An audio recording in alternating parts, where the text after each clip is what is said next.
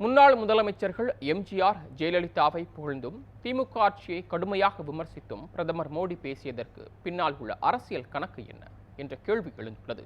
இதுகுறித்து வரக்கூடிய செய்தி தொகுப்பில் பார்க்கலாம்.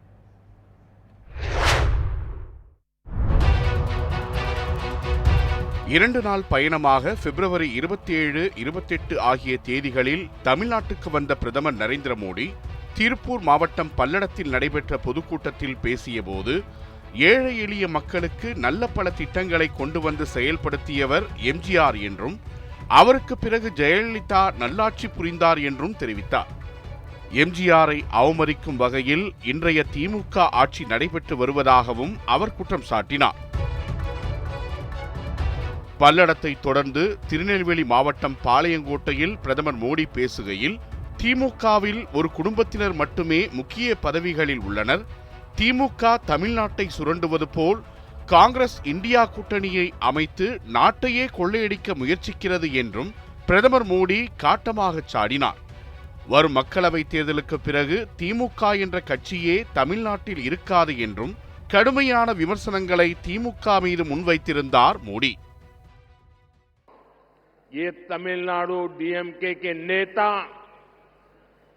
उन्होंने देखना अब संभव नहीं रहा, कुछ देख ही नहीं सकते हैं. ये डीएमके को अब सजा करने का मौका आ गया है. தேர்தல் கணக்கோடு இவ்வாறு அவர் விமர்சித்திருப்பதாக கூறுகின்றனர் அரசியல் நோக்கர்கள். கடந்த 1998 பாஜகவுடன் அதிமுக முதலில் கூட்டணி அமைத்தது. அதிமுகவின் இந்த கூட்டணி முடிவுதான் மற்ற கட்சிகளையும் பாஜக கூட்டணிக்குள் கொண்டு வந்ததாக கூறுவது வழக்கம். தமிழ்நாட்டில் அதிமுக, திமுக இரண்டு கட்சிகளுடனும் பாஜக கூட்டணி அமைத்துள்ளது. இரண்டில் அதிமுகவே பாஜகவினர் பெரிதும் விரும்பும் கூட்டணி என்கின்றனர் அக்கட்சிகளின் மூத்த தலைவர்கள். ஆனால் 2004 தேர்தல் கூட்டணி முடிவுக்கு பின்னர் பாஜகவுடன் எக்காலத்திலும் கூட்டணி இல்லை என்று அறிவித்த ஜெயலலிதா 2014 மக்களவைத் தேர்தலில் குஜராத்தின் மோடியா, தமிழ்நாட்டின் லேடியா என்று சவால் விட்டு தனித்து நின்று 37 இடங்களில் வென்று இந்தியாவின் 3வது பெரிய கட்சியாகியது அதிமுக. அவர் மறைவிற்கு பின்னர் நடைபெற்ற 2019 மக்களவைத் தேர்தல், 2021 சட்டப்பேரவை தேர்தல்களில் அதிமுக, பாஜக கூட்டணி அமைத்தன. நாடாளுமன்றத்தில் பாஜகவிற்கு ஆதரவு நிலைப்பாட்டை அதிமுக தொடர்ந்தது. கடந்த 2023 செப்டம்பர் மாதம் பாஜகவுடன் கூட்டணி இல்லை என்று அதிமுக அறிவித்தது. எனினும் பாஜக தலைவர்கள் கூட்டணி முறிவை இன்னும் ஏற்கவில்லை, அதிமுகவையும் விமர்சிக்கவில்லை. ஆகையால்தான் ரகசிய கூட்டணி தொடர்கிறது என்று திமுக உள்ளிட்ட கட்சிகளின் தலைவர்கள் விமர்சனம் செய்து வருகின்றனர். இதையடுத்து பாஜகவுடன் உறுதியாக கூட்டணி இல்லை என்று மீண்டும் திட்டவட்டமாக அறிவித்த அதிமுக பொதுச் செயலாளர் எடப்பாடி பழனிசாமி, பிரதமர் வேட்பாளர் யார் என்பது முக்கியமில்லை என்றும் தனி அணி அமைப்போம் என்றும் தெரிவித்ததுடன், தமிழ்நாட்டு நலனுக்காக நாடாளுமன்றத்தில் குரல் எழுப்புவோம் என்றும் கூறினார்.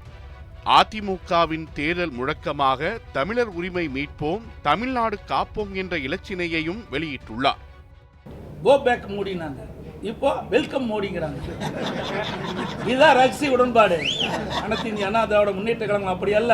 வருகின்ற நாடாளுமன்ற தேர்தலை பொறுத்த வரைக்கும் அனைத்து இந்திய அண்ணா திராவிட முன்னேற்ற கழக தலைமையில் நல்ல கூட்டணி அமையும்.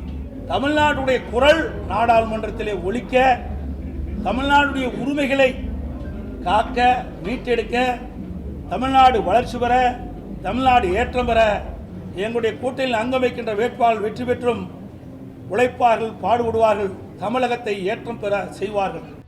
பாஜக கூட்டணியில் தமிழ் மாநில காங்கிரஸ், ஐஜேகே, புதிய நீதி கட்சி, தமிழக மக்கள் முன்னேற்ற கழகம் ஆகிய கட்சிகள் இணைந்துள்ளன.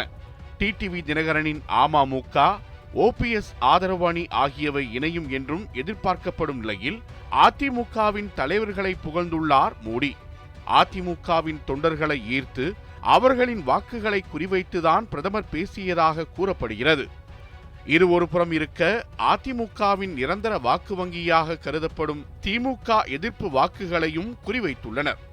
இதன் வெளிப்பாடாகத்தான் திமுக மீதான விமர்சனத்தையும் கடுமையாக்கியுள்ளார் பிரதமர் மோடி என்கிறார்கள் அரசியல் நோக்கர்கள்.